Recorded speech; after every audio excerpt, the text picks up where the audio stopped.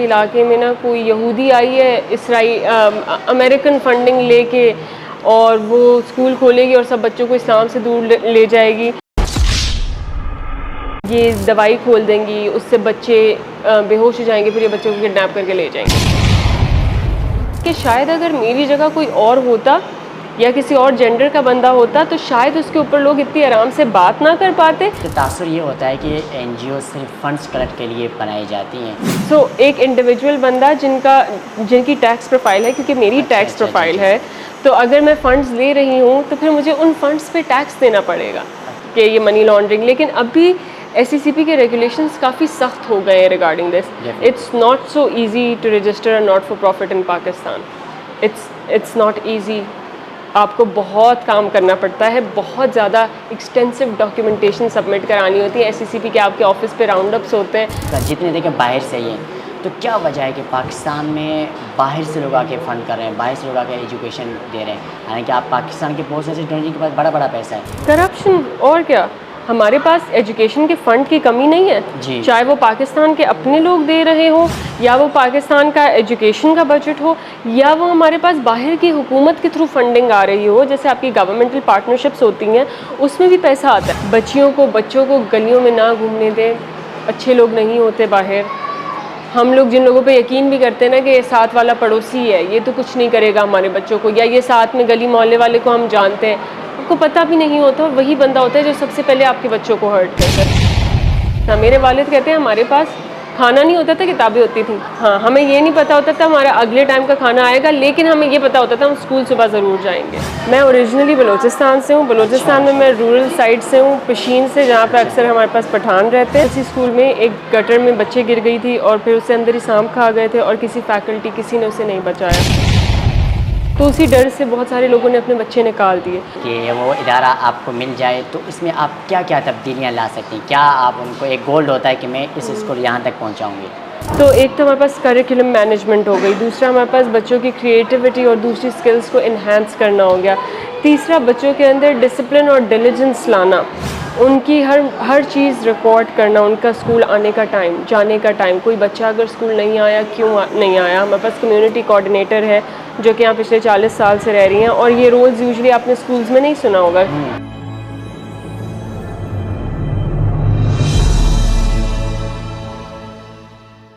Welcome back. इस वक्त हमारे साथ मौजूद है एक ऐसी शख्सियत जिन्होंने खिदमत इंसानियत को अपनी पहचान बनाई, जिन्होंने खिदमत इंसान को सिर्फ एक नारा नहीं बल्कि अपना मिशन बनाया। बानिया रीवा खान वेलफेयर फाउंडेशन। अस्सलाम वालेकुम। वालेकुम अस्सलाम। बहुत बहुत शुक्रिया कि आप हमने वक्त दिया और यहाँ पर हम आए। आपके इदारे का एनवायरनमेंट देखा माशाल्लाह बहुत अच्छा था। शुक्रिया आपका आने का। जज़ाकल्लाह। सबसे पहले हम ये जानना चाहते हैं कि रीवा खान कौन है, कहाँ से इनका ताल्लुक़ है और कहाँ से आपने एजुकेशन हासिल की, ज़रा अपने हवाले से बताइएगा। तो मैं रिवा खान हूँ। मैंने अभी social development and policy making में बैचलर्स कंप्लीट किया है, बिल्कुल अभी 1 महीने से भी कम पहले मैं ग्रेजुएट हुई हूँ और मैंने हबीब यूनिवर्सिटी से पढ़ा है। मैं ओरिजिनली बलूचिस्तान से हूँ। बलूचिस्तान में मैं रूरल साइड से हूँ, पशीन से, जहाँ पे अक्सर हमारे पास पठान रहते हैं, तो मैं वहाँ से हूँ। और फिर एक बहुत यंग एज पे मेरी फैमिली कराची ले आई, रीलोकेट हो गई थी हमारी एजुकेशन के लिए, मेरे माँ बाप हमारे बहन भाइयों के एजुकेशन के लिए। So ever since then I have been in Karachi. अच्छा, रीवा खान वेलफेयर का मकसद क्या था? क्या सोचकर आपने ये इसका आगाज़ किया? तो शुरू से था कि कुछ बच्चों के लिए करना है जी। शुरू से ये एक थॉट चलता रहता था, लेकिन मैंने कभी सोचा नहीं था कि मैं इतनी जल्दी कुछ करूँगी या मैं अपना वेलफेयर बनाऊँगी। ये बहुत ही एक इंस्टेंट डिसीजन था वेलफेयर बनाने का, और रिवा खान उसका नाम इसलिए रखा क्योंकि हमारे दिमाग में दूसरा नाम नहीं आ रहा था। अच्छा। So we thought might as well यही नाम दे दें। तो ऐसा कोई प्री प्लान्ड कुछ था नहीं दिमाग में, it was all very sudden. और हुआ यूँ कि मैं सोशल इनिशिएटिव्स का पार्ट थी फॉर अ लॉन्ग वाइल। मेरा एक इनिशिएटिव बलूचिस्तान में चल रहा था, it was a research initiative for women gynaecological health. फिर मैंने बाबा आइलैंड में काम किया, जो कराची सी में एक आइलैंड है, वहाँ काम किया। So I have been a part of research and social initiatives. And meanwhile, because आपको फुली कमिट नहीं करना पड़ता ना, you have these part time duties over there, right. तो फुली कमिट नहीं करना पड़ता, तो उस वजह से that would suit me a lot more being a student, right. And then also I have an agency to run alongside, तो वो अलग उसको मैनेज करना, तो वो सारा लेके मैंने इस इलाके में भी वैसे ही पार्ट टाइम काम शुरू किया था। हाँ, यहाँ पे पीछे एक लर्निंग सेंटर था, मैं उसको फंड कर रही थी।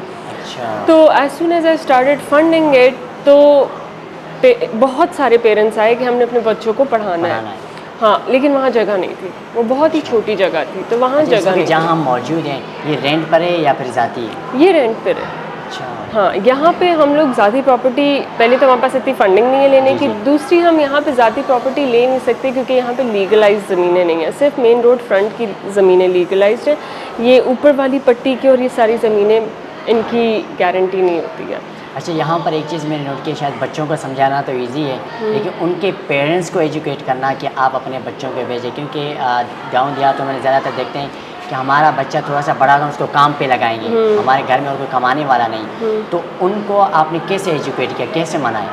तो जब हम ये आइडिया लेके आए थे ना कि हम दूसरा स्कूल बनाएंगे, तो उससे पहले रमज़ान चल रहा था, तो हमने एक राशन ड्राइव कंडक्ट कराई थी। बहुत सारी ऐसी फैमिली थी इलाके में जिनको हम जानते थे, तो जब वो राशन ड्राइव हम कंडक्ट करा रहे थे तो मैं अपनी टीम के साथ हर घर खुद जा रही थी। अच्छा। तो फिर मैंने उस चीज़ का एडवांटेज लिया और मैंने देखा कि ऐसी बहुत सारी बेवा माएँ हैं या ऐसे घर हैं जिनमें कोई कमाने वाला नहीं है, तो मैंने उनसे बात की और उन्हीं घरों में बच्चे काम कर रहे थे। मैं अक्सर घर के अंदर जाती राशन देने के लिए, तो कोई बच्चा दर्जी के कपड़े काट रहा होता था या कोई घर में बच्चा नहीं होता था, मैं पूछती थी बच्चे कहाँ हैं, तो वो बताते थे वो ऑटोमोबाइल की वर्कशॉप पे काम करते हैं, अभी नहीं आएगा, सुबह में आएगा, लेट शिफ्ट पे भी बच्चे जाते हैं यहाँ पे।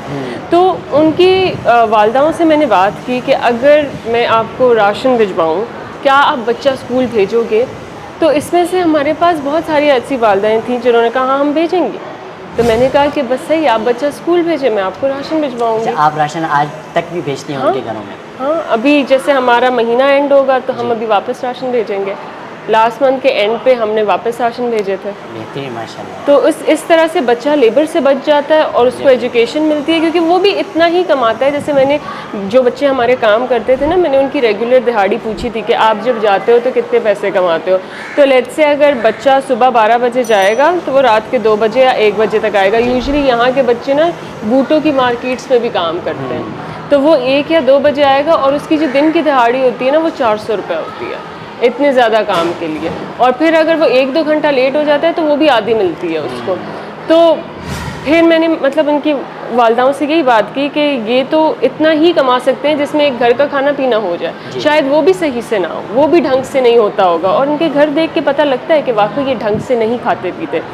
तो फिर मैंने उनसे ये बात की, वो खुश थी। तो हम उनको भी राशन बैग्स देते हैं और बच्चे आराम से यहाँ पे पढ़ रहे होते हैं, उनको इतनी हैवी इंटेंसिव लेबर करने की ज़रूरत नहीं पड़ती है। अच्छा, वेलफेयर बनाने में सबसे ज़्यादा किन मुश्किलात का सामना करना पड़ा आपको? सबसे ज़्यादा आपको किसकी सपोर्ट रही? बज़ाहिर ऐसा होता है कि पेरेंट्स कहते हैं कि आप पढ़ें और पढ़ने के बाद कोई जॉब वगैरह करें, लेकिन आपके वालिदैन ने आपको कितना सपोर्ट किया इस काम के? माशाल्लाह से मेरे वालिदैन ने मुझे बहुत सपोर्ट किया। शायद सबसे ज़्यादा सपोर्ट ही मेरे वालिदैन की थी, तभी ये पॉसिबल हो सका है। मेरे शुरू के बहुत सारे कामों में छोटे मोटे काम कर देते थे, तो मेरी वालदा ने मुझे बहुत हेल्प आउट किया एकेडमिक्स में, स्कूल का करिकुलम डिज़ाइन करने में, प्लानिंग में, और छोटी मोटे काम करने में, गाड़ी में अपने यहाँ से वहाँ लेके जाने में। और इसी तरह मेरे वालिद ने बहुत रोल प्ले किया जब मुझे जगह ढूंढनी थी स्कूल के लिए, और जब मुझे राशन वगैरह या किसी भी चीज़ के जूतों वगैरह के वेंडर्स का नहीं पता होता, क्योंकि मैं इतना मार्केट नहीं जाती हूँ। तो इन सारी चीज़ों में उन्होंने मुझे बहुत हेल्प आउट किया है। और उनके बाद मैं कहूँगी कि आवाम की बहुत सपोर्ट है। हमारी फंड कहाँ से आती है? इनकी आवाम देती है या कोई और डोनर है आप? तो हमारी कंप्लीट पब्लिक फंड रेजिंग है, कंप्लीट पब्लिक फंड रेजिंग। तो हमारे पास सिर्फ हमें पब्लिक डोनेट करती है, ना हम गवर्नमेंट फंड्स लेते हैं और ना ही हम कोई कॉर्पोरेट फंड्स इस वक्त ले रहे हैं। इनकाइंड कॉर्पोरेट फंड्स हम इस वक्त ले रहे हैं, लेकिन हम मॉनेटरी कॉर्पोरेट फंड्स इस वक्त नहीं ले रहे। तो इस तरह से हमारे पास इस वक्त टोटल सपोर्ट हमारे पास आवाम की है। शरीफा खान, आजकल हमने देखा है कि कराची में स्पेशली बहुत से ऐसे वेलफेयर हैं जिन्हें गवर्नमेंट ने स्कूल दिए हैं कि आप इस इदारे को आप ही संभालें, तो आपको कोई ऐसी ऑफ़र नहीं हुई अब तक? नहीं, हमें ऐसी ऑफ़र नहीं हुई। इसी गली में आगे जाके गवर्नमेंट स्कूल है, और मतलब यहाँ की बच्चों की अटेंडेंस भी इतनी ज़्यादा नहीं है, क्योंकि उसी स्कूल में एक गटर में बच्चे गिर गई थी और फिर उससे अंदर ही सांप खा गए थे और किसी फैकल्टी किसी ने उसे नहीं बचाया, तो उसी डर से बहुत सारे लोगों ने अपने बच्चे निकाल दिए। तो उस स्कूल को उन्होंने, हुकूमत ने रेनोवेट तो कराया, पहले तो वो बहुत खस्ता हालत में था, रेनोवेट करवाया, बिल्डिंग खड़ी की हुई है, लेकिन उसमें इतनी स्ट्रेंथ नहीं है। तो अगर वो स्कूल मुझे अडॉप्ट करने का मौका मिले तो मैं ज़रूर करूँगी, क्योंकि यहाँ पे जगह की बहुत कमी होती है, स्पेस की, लोकेशन की, क्योंकि आबादी ज़्यादा है।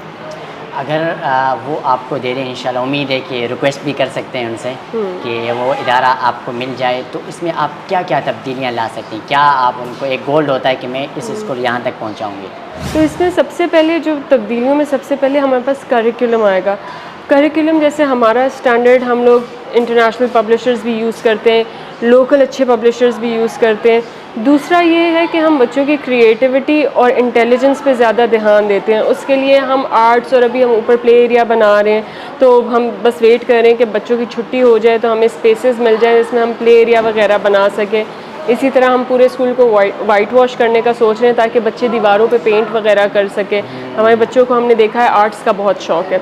तो एक तो हमारे पास करिकुलम मैनेजमेंट हो गई, दूसरा हमारे पास बच्चों की क्रिएटिविटी और दूसरी स्किल्स को इन्हांस करना हो गया, तीसरा बच्चों के अंदर डिसिप्लिन और डिलीजेंस लाना, उनकी हर चीज़ रिकॉर्ड करना, उनका स्कूल आने का टाइम, जाने का टाइम, कोई बच्चा अगर स्कूल नहीं आया क्यों नहीं आया। हमारे पास कम्युनिटी कोऑर्डिनेटर है जो कि यहाँ पिछले 40 साल से रह रही हैं, और ये रोल्स यूजुअली आपने स्कूल्स में नहीं सुना होगा, राइट। तो हमारे स्कूल में कम्युनिटी कोऑर्डिनेटर इसलिए था कि वो हमें फैमिलीज से और अच्छे से कनेक्ट करवा सके, वो बच्चे की इंटरनल लाइफ से हमें और बेहतरीन तरीके से हम बच्चे को जाने, ताकि हम उतनी ही उसकी मदद कर पाए, क्योंकि बहुत सारे ऐसे बच्चे होते हैं जो स्कूल में फोकस नहीं कर पाते पर्सनल इशूज़ की वजह से, और वो स्कूल पे वो बता नहीं पाते हैं। तो इसी तरह हम एक काउंसलिंग मॉडल इस तरह इंट्रोड्यूस करा रहे हैं ताकि जो बच्चा ज़्यादा शरारती है, जो संभल नहीं रहा किसी से, या जो बहुत चुप है, बहुत खामोश है, हम उसकी कैसे मदद कर सकते हैं, और हम ये कैसे जान सकते हैं कि घर पे ऐसी क्या वजूहत है जिसकी वजह से वो स्कूल में अंडर परफॉर्म कर रहा है। तो इस तरह से आई थिंक वो सोली फोकस्ड होगा सेल्फ बेस्ड लर्निंग पे भी, करिकुलम पे भी, और इन 4 चीज़ों पे जो मैंने आपको अभी बताई। अच्छा, माशाल्लाह, आपका बेसिकली ताल्लुक बलूचिस्तान से है, और यहाँ कराची में तो बहुत सी वेलफेयर्स हैं जहाँ कहीं ना कहीं तालीम मिल ही जाती है, लेकिन बलूचिस्तान जैसे आपको खुद वाक़ई वो पसमानदा इलाके बहुत सारे जहाँ तालीम नाम ही नहीं है। तो कोई ऐसा प्रोजेक्ट आपने सोचा है, कोई इरादा है कि मैं बलूचिस्तान में भी प्रोजेक्ट पे काम करना है इस तरह का? बिल्कुल, आपकी बात बिल्कुल ठीक है कि हमारे पास कराची वो वाहिद शहर है दुनिया में जिसमें 6000 NGOs रजिस्टर्ड है। तो हमारे पास बलूचिस्तान में कंपैरेटिवली बहुत कम NGOs काम करते हैं, because it's not a good bet for NGOs, right. It's not a good bet for anybody who is putting in their funding. Political instability है, कैपिटल रिस्क है वहाँ पे, तो कोई भी NGO अपनी इन्वेस्टमेंट वहाँ नहीं करती है। And the same goes for informal settlements जो हमारे पास शहरों में होते हैं। कोई भी NGO वहाँ पर अपनी इन्वेस्टमेंट नहीं करती है, क्योंकि वो रिस्की होते हैं, स्टेबिलिटी नहीं होती है, लीगैलिटी इश्यूज़ होते हैं। इसी तरह तो इस वक्त हम बलूचिस्तान में पिछले 2 साल से एक प्रोजेक्ट चला रहे हैं औरतों की गायनोकोलॉजिकल हेल्थ पे और न्यूट्रिशन पे, क्योंकि वहाँ तो तालीम से पहले मुझे लगता है सेहत का बहुत बड़ा मसला है। वहाँ सेहत का बहुत बड़ा क्राइसिस है। अभी रिसेंटली भी एक वाक़या हुआ था, तो वहाँ से हम कराची उसको लेके आए। बिल्कुल, वहाँ से सब लोग कराची आ रहे होते हैं इतना दूर दूर। तो इंशाल्लाह प्लान तो यही है कि हम जब अपने ये वाले स्कूल, सेकेंडरी स्कूल डेवलप कर लें, तो उसके बाद हम बलूचिस्तान में हॉस्पिटल की तरफ देखेंगे, क्योंकि मैं सिर्फ एक बैचलर्स नहीं कर रही, मैं दूसरा बैचलर्स भी कर रही हूँ। वो मैं मेडिसिन में कर रही हूँ, तो मैं भी फाइनल ईयर स्टूडेंट हूँ मेडिसिन में। तो वही मैंने अपना रिसर्च प्रोजेक्ट जो कंटिन्यू किया था, वो मैंने बलूचिस्तान के रूरल डिस्ट्रिक्ट्स में कंटिन्यू किया था, औरतों की हेल्थ के ऊपर, उनकी ब्लड हेल्थ के ऊपर, एनीमिया के ऊपर। तो वहाँ पे हमने ब्लड टेस्टिंग कराई थी औरतों को, उनको फॉलिक एसिड, आयरन सप्लीमेंट्स दिए थे, लेकिन बहुत ही सीवियर एनीमिया रेट्स हमारे पास आए। 75% टेस्टेड औरतें हमारे पास एनीमिक थी, जिसमें से 25% सवेयरली एनीमिक थी, जिनका हीमोग्लोबिन 8 से भी नीचे था। जिसकी वजूहत क्या है कि बलूचिस्तान में इस तरह की बीमारियाँ पैदा हो रही हैं? इस चीज़ की वजूहत बहुत कॉमन है। गायनोकोलॉजिकल रीज़न, वहाँ पे कोई हॉस्पिटल आपको करीब करीब की विसिनिटी में नहीं मिलेगा, जो है वो घोस्ट हॉस्पिटल्स हैं। आपके RHCs वहाँ पे घोस्ट RHCs हैं, BHUs घोस्ट BHUs हैं। तो प्रॉपर वहाँ पे ना डॉक्टर है, ना डॉक्टर है तो दवाई नहीं है। जी, ये मसाइल हैं। मैं जब दवाइयाँ लेके जाती हूँ तो लोग ऐसे टूट पड़ते हैं क्योंकि उनको मिलती नहीं है। और वो दवाइयाँ नहीं है जो कि बहुत महंगी दवाइयाँ हैं, वो बहुत सस्ती दवाइयाँ हैं, लेकिन वहाँ के लोगों के पास इतना रिसोर्स ही नहीं है, कैपिटल रिसोर्स ही नहीं है कि वो उसे ख़रीद सके। तो मुझे अपने पर्सनल व्यू में काफ़ी टाइम मैंने बलूचिस्तान में गुजारा है काम करते हुए, मुझे ये लगता है कि वहाँ तालीम से तो पहले सेहत पे ध्यान देना चाहिए, क्योंकि वहाँ पे लोगों को रियलाइज़ नहीं होता, लेकिन वहाँ की औरतें अपनी जानें गंवा रही हैं इस चक्कर में। कितनी हर औरत के 4 से 5 मिसकैरेजेस हुए होते हैं। तो इंशाल्लाह अगर मौका मिला तो वहाँ पे हॉस्पिटल डेवलप करने का प्लान है इंशाल्लाह। अच्छा, तासुर ये होता है कि NGO सिर्फ फंड्स कलेक्ट के लिए बनाई जाती हैं, तो इस तासुर को आप कैसे देखती हैं? इस तासुर से तो मैं इंट्रोड्यूस ही बहुत रिसेंटली हुई हूँ, क्योंकि मेरा अपना प्लान नहीं था NGO खोलने का। अच्छा। ये एक बहुत, जैसे मैंने आपको बताया, ये एक बहुत रैपिड चेन ऑफ इवेंट्स था। जैसे ही हमारे पास बहुत सारे पेरेंट्स आए, जब मैं यहाँ पे पिछला लर्निंग सेंटर फंड कर रही थी, तो जैसे ही बहुत सारे पेरेंट्स आए तो वो लर्निंग सेंटर वालों ने कहा हम तो इनको अकोमोडेट नहीं कर सकते और बच्चों को। और फिर मैंने कहा ये बच्चे कहाँ जाएंगे, यहाँ पे तो सिर्फ हमारे पास 100 बच्चा है, ये बच्चे कहाँ जाएंगे। तो फिर उसी टाइम मैंने सोचा हम नया स्कूल बनाएंगे। अब आपको पता है, आप स्कूल्स वगैरह बना रहे होते हो, आपके पास इनफ्लोज आउटफ्लोज होते हैं, फंडिंग होती है, तो आपको उसे लीगली स्ट्रक्चर करना पड़ता है। तो इसी तरह फिर हमने रजिस्ट्रेशन की तरफ कदम बढ़ाया, बाद में बढ़ाया था, पहले हमने काम शुरू किया था। तो इन सारी चीज़ों को जहन में रख के मुझे ऐसा लगता है कि हमारे पास ये जो टोटल एक स्ट्रक्चर होता है और ये जो हमारे पास एक कॉन्सेप्ट होता है कि NGOs ना मनी लॉन्ड्रिंग के लिए, ये इनसे मैं तब इंट्रोड्यूस हुई। पहले मुझे पता ही नहीं था, मुझे बाद में पता चला, क्योंकि बहुत सारे लोगों ने मुझे ये एडवाइस दी कि आप अपना काम जारी रखें, आप जो है टैक्स दे दें बेशक, लेकिन आप जो है रजिस्टर ना कराएं, क्योंकि NGOs के भी टैक्स होते हैं? नहीं। एक इंडिविजुअल बंदा जिनकी टैक्स प्रोफाइल है, क्योंकि मेरी टैक्स प्रोफाइल है, तो अगर मैं फ़ंड्स ले रही हूँ तो फिर मुझे उन फंड्स पे टैक्स देना पड़ेगा। अच्छा। तो लेकिन फिर वो तो मेरे डोनर्स के साथ नाइंसाफ़ी हुई कि मैं उनके पैसों में 15% टैक्स दे रही हूँ और फिर बाकी डोनेशन में यूज़ कर रही हूँ। तो इसीलिए हमारे पास ये लीगल स्ट्रक्चर्स हैं, ये गवर्नमेंटल स्ट्रक्चर्स हैं, जिसके अंदर आप जाके NGO, not for profit, NPOs register करा सकते हो। तो जब मैं रजिस्टर कराने लगी तो बहुत सारे लोगों ने फिर बताया कि मनी लॉन्ड्रिंग की वजह से SECP की बहुत सख्त रेगुलेशंस हो गई हैं, तो आपको ऑडिट्स में बहुत मसला आने वाला है, आपको चेक एंड बैलेंस पे बहुत मसला आने वाला है, कंप्लाइंस पे बहुत मसला आने वाला है, तो आप ना रजिस्टर कराएं, आप ऐसे ही अपना काम कंटिन्यू रखें। मैंने कहा नहीं, ऐसे हम कंटिन्यू ही नहीं कर सकते, आपको कोई बड़ा स्केल का काम करना है, आप कब तक उसे छुपाओगे और आप कब तक ही लोगों की डोनेशन में टैक्स, बिकॉज वही लोग हमें ट्रस्ट करके पैसा देते हैं, हमें उनको बताना पड़ता है कि उनके पैसे कहाँ गए। And I think that is what creates the bond between me and my audience, कि दे डू नो कि उनके पास ट्रांसपेरेंसी आ रही है, अलग हमारे पास डोनर ग्रुप्स हैं वो अपडेट हो रहे हैं, उनको हर दिन की अपडेट मिल रही है कि कौन से पैसे कहाँ जा रहे हैं। अच्छा, क्या हो रहा है, चीज़ें उनको देती थी। बिल्कुल हम इनवॉइसेस शेयर करते हैं, रिसीट्स शेयर करते हैं, तो इसी तरह से आई थिंक वो ट्रस्ट डेवलप होता है। और लोगों को भी, बहुत सारे लोगों से भी मैंने ये बात की है, बहुत सारे डोनर से भी, मुझे नहीं लगता कोई भी चाहेगा कि उसके दिए हुए डोनेशन के पैसे से 15% टैक्स मेरी टैक्स प्रोफाइल में कटे और फिर जो है मैं ऑलरेडी टैक्स दे रहा होता है। बिल्कुल। तो फिर उसी से मुझे यही लगता है कि तब मुझे ये सारी बातें पता चली थी कि ये मनी लॉन्ड्रिंग, लेकिन अभी SECP के रेगुलेशंस काफ़ी सख्त हो गए हैं regarding this. It's not so easy to register a not for profit in Pakistan, it's not easy. आपको बहुत काम करना पड़ता है, बहुत ज़्यादा एक्सटेंसिव डॉक्यूमेंटेशन सबमिट करानी होती है। SECP के आपके ऑफिस पे राउंड अप्स होते हैं, तब जाके आप कहीं रजिस्टर होते हो। एक चीज़ें जो एक अरसे से मेरे जहन में एक सवाल पैदा होता है कि हमारे जितने भी वेलफेयर से हमने जितने भी देखे, उनके जो फंड आती हैं वो ज़्यादातर बाहर से आती हैं और बड़े एजुकेशन पे काम कर रहे होते हैं, वर्कशॉप्स का जितने देखें बाहर से ही हैं। तो क्या वजह है कि पाकिस्तान में बाहर से लोग आके फ़ंड कर रहे हैं, बाहर से लोग आके एजुकेशन दे रहे हैं, हालांकि आप पाकिस्तान के बहुत सारे स्टूडेंट के पास बड़ा पैसा है लेकिन वो नहीं लगा पा रहे हैं, तो वजह क्या हो सकती है? करप्शन। और क्या, हमारे पास एजुकेशन के फ़ंड की कमी नहीं है, चाहे वो पाकिस्तान के अपने लोग दे रहे हो या वो पाकिस्तान का एजुकेशन का बजट हो या वो हमारे पास बाहर की हुकूमत के थ्रू फंडिंग आ रही हो, जैसे आपकी गवर्नमेंटल पार्टनरशिप्स होती हैं उसमें भी पैसा आता है। हमारे पास एजुकेशन के फ़ंड की कमी नहीं है, मसला हमारे पास मिडिल मैन का है, जो मिडिल करप्ट आदमी आपका बैठा है ना हर सप्लाई चेन में। इसी तरह आपकी एजुकेशन की उसमें भी बहुत सारे top of the bottom line, middle of the line, bottom of the line तक फ़ंड आते आते आते ना होने के बराबर हो जाता है। अच्छा, एक खातून के नाते आपको किन मुश्किलात का सामना करना पड़ता है जब से आपने वेलफेयर खोला? तो इस इलाके में स्पेसिफ़िकली मुझे इन मुश्किलात का सामना करना पड़ता है कि बहुत आसान होता है लोगों के लिए चीज़ें कह देना। मतलब अगर कोई लड़का या कोई मर्द ये काम कर रहा होता तो शायद उनके लिए इतना आसान ना होता। जैसे बहुत रैंडमली मुझे लोग आके बता देते हैं, ख़वातीन बच्चों के पेरेंट्स मुझसे बात करते हैं तो बहुत आराम से आके मुझे बता देते हैं कि वो तो कह रहे हैं कि इलाके में ना कोई यहूदी आई है अमेरिकन फंडिंग लेके और वो स्कूल खोलेगी और सब बच्चों को इस्लाम से दूर ले जाएगी। और मतलब मैं सिर्फ देख रही होती हूँ कि ये जो पेरेंट है जिसके बच्चे को मैं फैसिलिटेट कर रही हूँ, इतनी मेहनत कर रही हूँ, ये बहुत आराम से आके मेरे मुंह पे ये बात कह देते हैं बग़ैर सोचे समझे।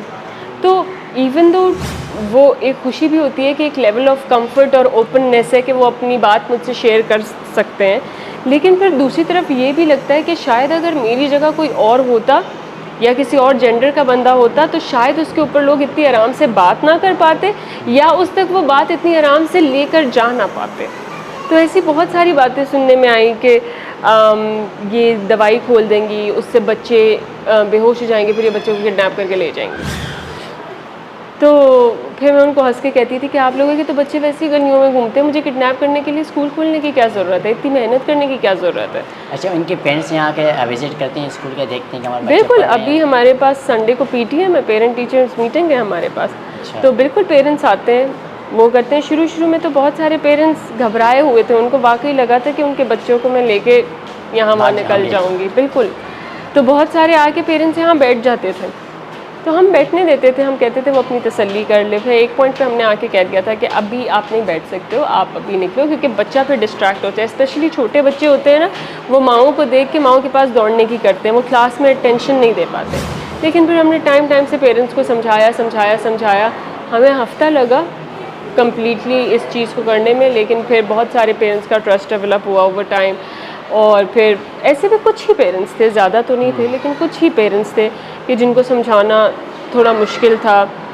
तो ये हमारी डेली इंटरेक्शंस का हिस्सा होती हैं ऑलमोस्ट। हाँ, ऐसे एरिया में काम करना, this is one of the hardest areas I worked in. तो ऐसे एरियाज़ में आपको हर किस्म का मसला आ सकता है। पेरेंट आके आप पे चीख भी देता है, फिर आपको सिर्फ बच्चे को नहीं समझाना होता या पढ़ाना होता, आपको पेरेंट को भी पढ़ाना और समझाना होता है। तो वो बिल्कुल साथ चल रहे होते हैं। अच्छा, माशाल्लाह आप सोशल मीडिया पे एक्टिव हैं, डेली बेस पे आपके मिनी व्लॉग भी आता है। जी, तो जी। कभी लोग उसको देखकर आपको तनकीद नहीं करते हैं कि ये तो सिर्फ मिनी व्लॉग ही बनाती रहती है, काम नहीं? कभी इस तरह कोई किसी ने कहा हो आपको? नहीं, ऐसा किसी ने नहीं कहा, क्योंकि मिनी व्लॉग में भी काम ही चल रहा होता है। हाँ। वो काम के बारे की ही मिनी व्लॉग होती है कि आज हमने ये किया। तो आई थिंक ऐसी कभी कोई क्रिटिसिज्म आई नहीं लोगों की कि वो व्लॉग्स देख के कि ये व्लॉग्स बनाती हैं। हाँ, जो क्रिटिसिज्म आई है वो ये आई है कि ये शायद कोई बाहर की बंदी हैं। अच्छा। हालांकि मैं पश्तो बोलती हूँ, यहाँ के लोकल्स हमारे पास बहुत सारे पठान हैं, लेकिन पता मैं लगती पठान हूँ, लेकिन फिर भी पता नहीं उनको देख के, क्योंकि वैसे ही वो बहुत कंजर्वेटिव बड़े हुए होते तो वो सोच नहीं सकते कि लड़की आएगी हमारी ज़ुबान बोलने वाली, वो सोशल मीडिया वगैरह पे होगी, और उनके दिमाग में ये बात बैठती नहीं है, बैठ भी नहीं सकती कि वो फंड रेज करके स्कूल खड़ा कर देगी 2 महीने के अंदर, और 2 महीने के अंदर वो स्कूल फंक्शनल हो जाएगा। तो वो उनके लिए डाइजेस्ट करना थोड़ा मुश्किल होता है। अच्छा। तो फिर वो उस चीज़ पे क्रिटिसिज्म आती है कि लोगों को लगता है कि ये तो यहूदी साजिश है, ये तो कहीं बाहर से फंडिंग आ रही है, हालांकि हम कम्प्लीटली पब्लिकली फंड रेज करते हैं। लोगों को ये चीज़ बिल्कुल समझ में नहीं आ रही थी कि जो बाहर से फंडिंग आ रही है तो आपके एजुकेशन पे लग रही है, हालांकि आप जो इतना कर्जा और सूद ले रहे होते हैं ना, वो भी तो बाहर से आ रहा होता है, वो भी तो एक तरफ से हराम लोग, वो बात कभी इनको समझ में नहीं आएगी, लेकिन बाहर से कोई चालीम दे रहा है तो उनको समझ में आते हैं। अच्छा, ये भी बताइएगा कि रियासत वो काम नहीं कर पा रही जो फलाही इदारे कर रहे हैं? जी बिल्कुल, रियासत काम नहीं कर पा रही, तभी तो फलाही इदारे आए हैं।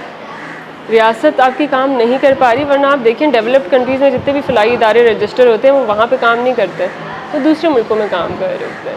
तो रियासत का ये एक फेलियर है कि हमारे पास और ऐसे एजुकेशन में फलाही इदारे बन रहे हैं जो पाकिस्तान में काम कर रहे हैं। हालांकि ये जो एजुकेशनल NGOs हैं कि सारा वो ही काम कर रहे हैं जो हुकूमत को करना चाहिए।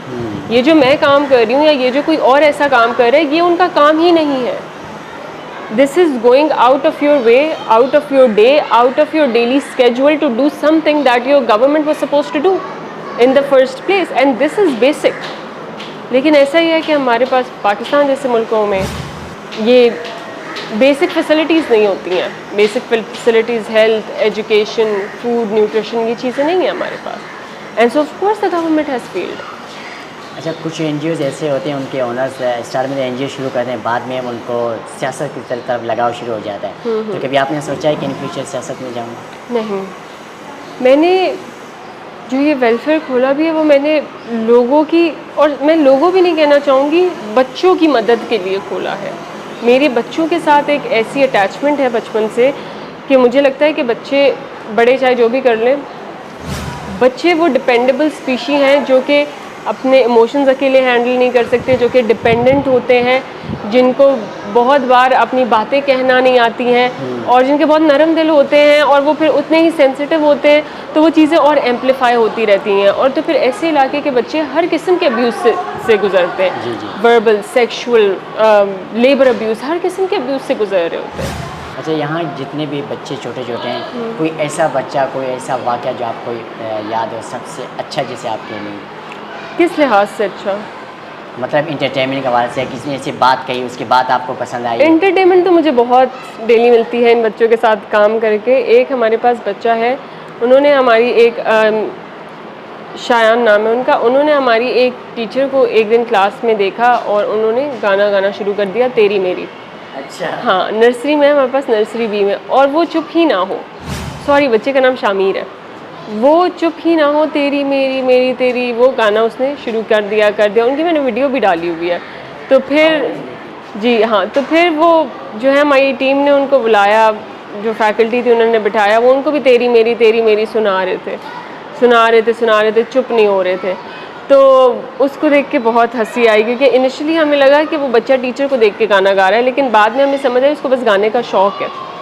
तो फिर इस तरह हमने बच्चे को मना नहीं किया कि आप मत गाओ या कुछ ऐसा करो. हमने बस उसे कहा आप अभी मत गाओ, जब हमारे स्कूल में कोई सेलिब्रेशन होगी जैसे 14 अगस्त की, उस दिन आप ये गा देना, वो गा देना. तो इस तरह आई थिंक वो बच्चा सैबोटाज भी नहीं होता है एक तरह से, और उसको एक something to look forward to भी मिल जाता है ना, कि अच्छा मैं ये करूँगा तो मैं इसके लिए और प्रैक्टिस कर लेता हूँ. अच्छा रीवा, अगर एक दिन के लिए हुकूमत आपको ये इख्तियार दे कि आप इन सब चीज़ों को मैनेज करें, तो आप क्या क्या तब्दीलियाँ लाएंगे? एक दिन के अंदर तो मेरे ख्याल से तब्दीली लाना बहुत मुश्किल फिर भी होता है. अगर आप दिखा सकेंगे, आपके पास एक दिन का टाइम है, अगर आप सही वो तब्दीलियाँ लाई तो आपको हम आगे बढ़ाएंगे. मुझे लगता क्या है कि ज़हन में हमें होगा आपका? पॉलिसी लेवल पे बहुत काम की ज़रूरत है. मतलब हमारे पास फ़ंड आता है, हमारे पास फंडिंग होती है बहुत सारी डिफरेंट चीज़ों के लिए, लेकिन उसकी यूटिलिटी और उसकी अकाउंटेबिलिटी नहीं होती, उसका डाटा चेक वगैरह सही से नहीं होता, और उसके लिए आई थिंक हमारे पास सही पॉलिसी स्ट्रक्चर्स नहीं हैं. तो आई थिंक अगर मुझे वो मिलती है तो मैं एजुकेशन में, हेल्थ में सही एक policy, detailed policy structure introduce कराऊंगी, जो कि एक्चुअली एग्जीक्यूटेबल हो, और जो कि एक्चुअली जो बॉडीज़ इन्वॉल्व हैं उनको अकाउंटेबल होल्ड करे. तो आई थिंक पॉलिसी लेवल पे हम बहुत लैक करते हैं. अच्छा, रिसेंटली जो क्वेटा में एक वाक़या हुआ था डॉक्टर महानूर के साथ, बिल्कुल बिल्कुल. उस पर आपका क्या कमेंट होगा, क्या कहेंगे? मैं यही कहना चाहूँगी कि सिर्फ डॉक्टर मानू ने इस एक हफ़्ते में जो बच्चों और औरतों के साथ पाकिस्तान में मल्टीपल केसेस हमारे पास आए हैं, रेप, सेक्सुअल वायलेंस, अब्यूज़, इन सारी चीज़ों के, इससे जो एक नॉर्मल हमारे पास पाकिस्तानी आउटलुक आ रहा है वो ये है कि यहाँ पे बच्चा और औरत दिन ब दिन और अनसेफ है, वो कुछ भी नहीं कर सकते. इससे हमारे पास ये एक कॉमन आउटलुक आ रहा है, क्योंकि इतनी रैपिड केसेस आपको कहीं भी नहीं नज़र आएंगे, इतने रैपिड वायलेंस. और ये तो फिर वो केसेस हैं जो मीडिया तक अपना रास्ता पहुंचा देते हैं. ऐसे बहुत सारे केसेस हैं जो मीडिया तक आते ही नहीं है, क्योंकि आप एक कंजर्वेटिव सोसाइटी में रहते हो जी, जो कि बहुत हद तक एक्सट्रीमिस्ट भी है. चलिए रात जाते जाते हम मुख्तसर कुछ गेम्स खेलेंगे, आपने उनके जवाब देना है. बिल्कुल. पहले हमारा रैपिड फायर में आपने एक लफ्ज़ में उसको बयान करना है. कामयाबी या सुकून? कामयाबी. तनकीद या तारीफ़? तनकीद. सबसे बड़ी ताकत? सबसे बड़ी ताकत सब्र. सबसे बड़ा खौफ? सबसे बड़ा खौफ आवाम का है या यहाँ के? नहीं, मैंने कभी ऐसे सोचा ही नहीं है। बीमारी का। बीमारी का। अच्छा, अगर आप वेलफेयर न बनाती तो क्या करती? बिजनेसेस चलाती, जैसे मैं अभी चला रही हूँ। बिजनेस? अभी आपके बिजनेस हैं? मेरी एजेंसीज बिजनेसेस को सर्विसेज प्रोवाइड करती है EU में, नॉर्वे में, स्वीडन में, इन जगहों में। अच्छा, इसके बाद हमारा सेकंड रैपिड फायर है, उसमें आपने मैं चंद नाम लूँगा, आपने उनको फ्री का मशवरा देना। हमारे लोगों को मशवरे की ज़्यादा ज़रूरत है। मुझसे? हाँ, आपसे ज़रूरत है। पहला मशवरा, जो बच्चे यहाँ तालीम हासिल करें उनके पेरेंट्स को क्या मशवरा देंगे? कि बच्चों की सुने और बच्चों को आने दें और सीखने दें, उनको गलियों में ना घूमने दें। सबसे पहले अगर मैं उनके दिमाग में ये बिठाना चाहूँगी कि अगर वो स्कूल से जाते हैं उनको गलियों में ना घूमने दें। बच्चों को गलियों में ना घूमने दें। अच्छे लोग नहीं होते बाहर। हम लोग जिन लोगों पे यकीन भी करते हैं ना कि ये साथ वाला पड़ोसी है, ये तो कुछ नहीं करेगा हमारे बच्चों को, या ये साथ में गली मोहल्ले वाले को हम जानते हैं, आपको पता भी नहीं होता और वही बंदा होता है जो सबसे पहले आपके बच्चों को हर्ट करता है। तो बच्चों को गलियों में ना छोड़ें, बच्चों को सड़कों पे ना छोड़ें, दूर दूर दुकानों पे ना भेजें, घर पे रखें बच्चों को। मौलाना फजल रहमान को क्या मशवरा देंगे?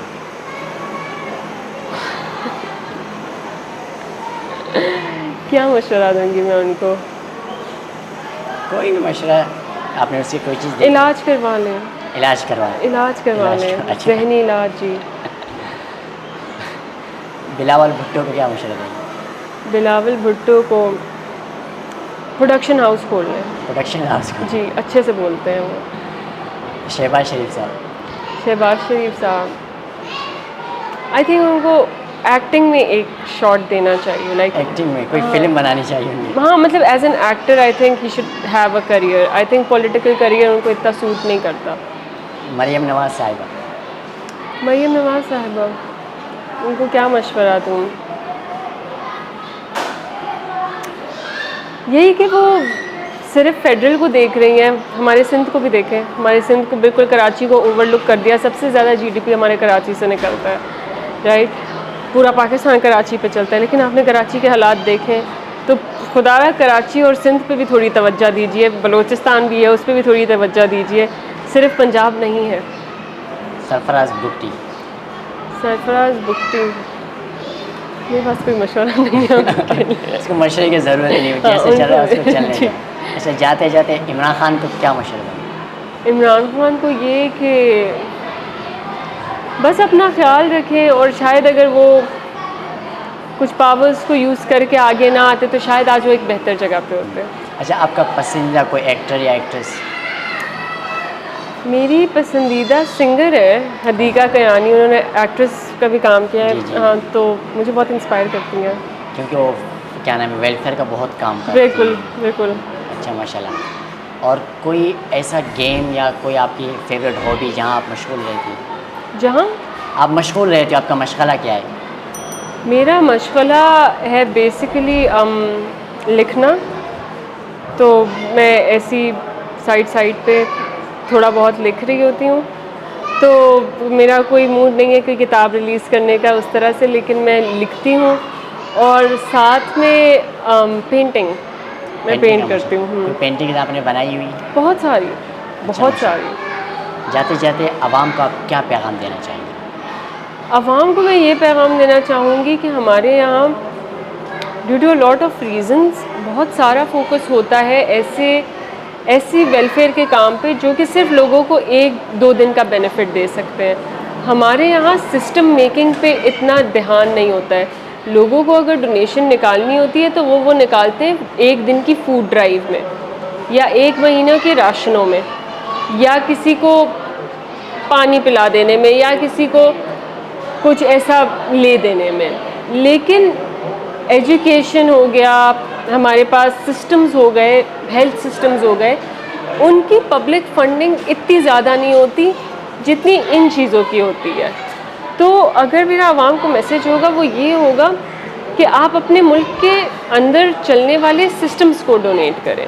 आप 1 या 2 दिन के रिलीफ पैकेजेस को डोनेट ना करें। उससे 1-2 दिन की रिलीफ पैदा तो ज़रूर होगी, लेकिन अगर वो फर्दर कंटिन्यू होगा तो डिपेंडेंसी पैदा होगी। लेकिन अगर आप सिस्टम्स को डोनेट करेंगे तो वो सिस्टम सस्टेन करेंगे over the long period of time, और वो लोगों की लाइफ्स में बड़े बड़े इम्पैक्ट्स छोड़ेंगे, बड़े बड़े चेंजेस लाएंगे। तो सिस्टम्स को डेवलप होने में और सिस्टम्स को इफ़ेक्ट शोकेस करने में थोड़ा टाइम ज़रूर लगता है, लेकिन वो इफ़ेक्ट कम्युनिटी पे एक बहुत बड़ा चेंज होता है।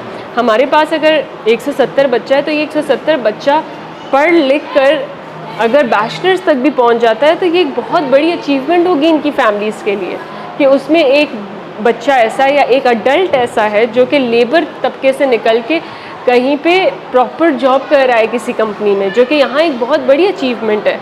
और वो महीने के 70-80 हज़ार रुपये कमा के अपना घर सस्टेन कर पा रहा है, जो कि यहाँ के लोगों की एवरेज इनकम महीने की 10 से 15 हज़ार रुपये होती है जो मर्द काम करते हैं। तो सिस्टम्स के लॉन्ग टर्म इम्पैक्ट्स होते हैं, लॉन्ग टर्म सस्टेनेबिलिटी होती है। तो मेरा अगर आवाम को पैगाम होगा वो यही होगा कि आप सिस्टम्स को डोनेट करें। अच्छा, एक सवाल जो मैं भूल गया कि आपका जो प्रोजेक्ट है मुबशरा प्रोजेक्ट, जी जी इसके हवाले से अगर मुख्तसर आप बताएं तो आपके पास। तो ये प्रोजेक्ट मैंने अपनी दादी के नाम पे रखा, उनका नाम था बीबी मुबशरा।